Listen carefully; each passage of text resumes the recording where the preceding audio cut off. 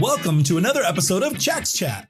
Well, guys, I hope that this has given you some valuable information to understand what the cost is for having navigation in your PDF.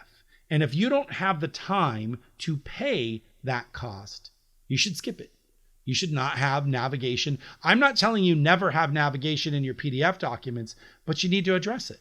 Well, and Dax, let's talk for a second about alternatives to navigation, right? Okay. So like, what could we include in our document that would provide a user with a way to get to various parts of the document without putting in navigation?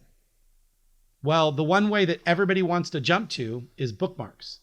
And bookmarks are the worst way to give a person with using assistive technology any kind of functionality whatsoever.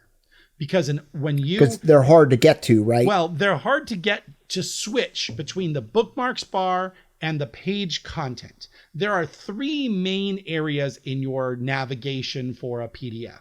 When you press F6, it goes from the navigation. Well, let's start with on page. You're on the page. Your page is the focus. Then you move to the sidebar. That might be where the bookmarks bar is, right? Then you activate a bookmark.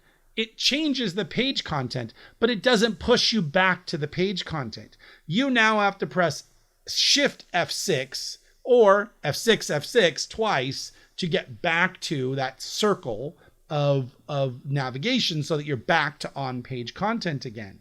And a bookmark does not take you to a specific word. It only takes you to the top of the page. So if you happen to have content that is somewhere in the middle of that page, the user still has to hunt for it. So yes, it can be a navigation aid. For me, as a person with ADHD, absolutely. I'd rather skim through bookmarks than read an entire document to figure out what's useful for me. They are definitely helpful.